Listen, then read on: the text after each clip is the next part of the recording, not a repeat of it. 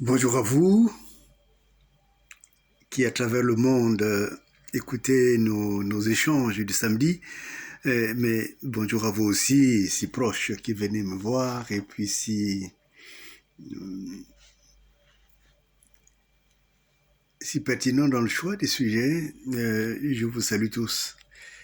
Euh, la question d'aujourd'hui, c'est où va le Congo? Où va le Congo?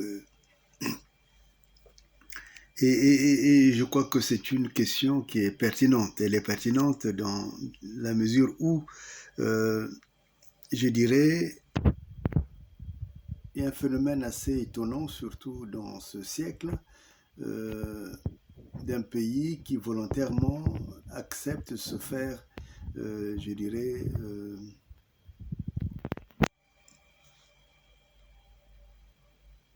phagocyté par un autre pays, parce que c'est ça qu'il faut dire. Et ce pays, autre, c'est le Rwanda, qui a déjà fait, qui continue à faire ses preuves dans l'est du Congo démocratique. Et c'était pareil avec Mobutu, ça a commencé pratiquement comme du jeu. Et maintenant, tout le pays de l'Est, il y a des actions qui se mènent, il y a des bruits de couloir diplomatiques qui voudraient que cette partie soit cédée au Rwanda plus tard, ou tout au moins devienne un lieu de sécession de telle façon que il soit directement ou indirectement sous le commandement du Rwanda. Le Congo, notre Congo, a pris ce même chemin.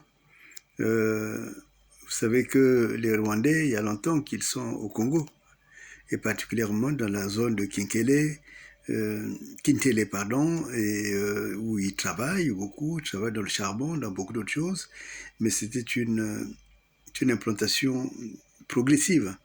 Et maintenant, nous apprenons, même si personnellement, en tant que juriste, je n'ai pas encore vu les actes, et je sais que je ne les verrai pas, surtout c'est pas moi qui va l'envoyer. Et ce qui se passe, se produit, c'est que le Congo lui-même est en train de céder une partie de son territoire au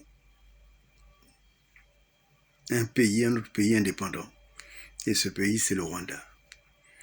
Et je crois que c'est un phénomène suffisamment étrange, c'est pour que on donne raison à la diaspora qui s'en est beaucoup émue et avec raison aussi. Et je viens d'apprendre une lettre qu'il y a une lettre qui est en circulation, qui a été envoyée par l'opposition, particulièrement du Congo, euh, au Parlement. Mais il y s'oppose actuellement un vrai problème, c'est le problème de la légalité. Est-ce que la légalité au Congo est respectée? Non. La légalité n'a plus cours. Et je pense que l'opposition, comme la diaspora, doit arrêter de faire la politique de l'autruche. Il faut se rendre compte que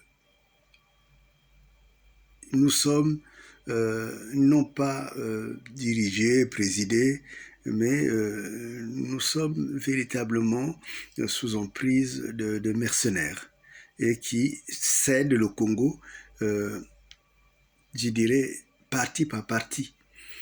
Lorsque j'avais écrit le livre Le génocide de Lari, je me rappelle, c'était pratiquement le tollé, tout le monde était contre Kunku. Et ils auraient plutôt eu intérêt à ce moment-là de prendre conscience de problèmes graves qui se posaient quand je disais que le problème du génocide qui se pose au Congo est d'abord une véritable infamie qu'un pays puisse accepter qu'une partie de sa population soit génocidée à ce point et plus personne ne réagit.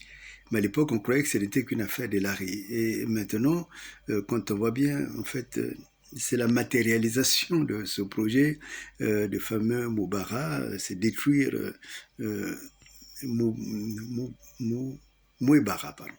Et c'est de détruire totalement le Congo, en fait, soit dans la population, soit dans le génocide, soit totalement en le cédant aux étrangers. Et puisqu'on n'a pas fait attention, maintenant j'entends des cris partout. J'entends des cris partout. Euh, Parce que ça touche le Niari, parce que ça touche toute la partie de Kouilou, ainsi de suite. Donc, on se rend bien compte que le danger, je dirais même le péril, est dans la demeure du Congo.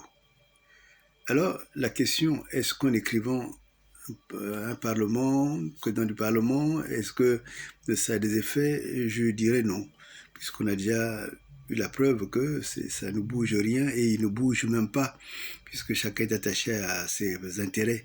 Euh, donc, pour cesser de faire la politique de l'autruche, c'est agir comme tout peuple qui est dominé, agir comme tout peuple qui est plus que colonisé, c'est-à-dire c'est de chercher les moyens concrets, réels, pour sortir de la colonisation, sortir de cette oppression et chasser, bouter dehors tous ceux qui pratiquent cette oppression et qui y croient, comme Kiki, comme tout ce monde. Mais il n'y a pas que les Okemba et tout ce monde.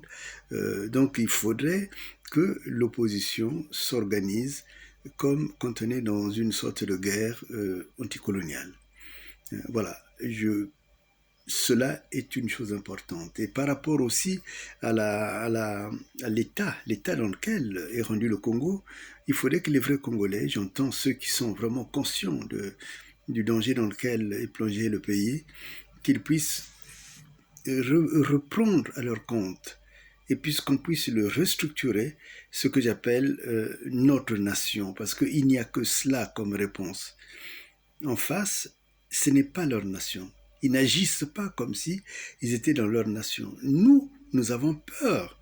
Enfin, peur. J'entends que nous craignons beaucoup que le Congo disparaisse. Donc, l'État du Congo n'est pas un État capable de garder en l'état notre pays. Donc, c'est pour cela que ne rêvez pas, réveillez-vous, euh, mettez-vous dans une position de véritable défense et je dirais le point de départ, c'est notre Congo, notre nation. Nous devons revendiquer notre nation maintenant et donc le libérer par les moyens qui conviennent. Voilà ce qui me semble le point de départ. Et évidemment, je suis prêt à accueillir et à recueillir toutes les requêtes qui peuvent aller dans ce sens. Vive le Congo, vive la République et vive notre nation.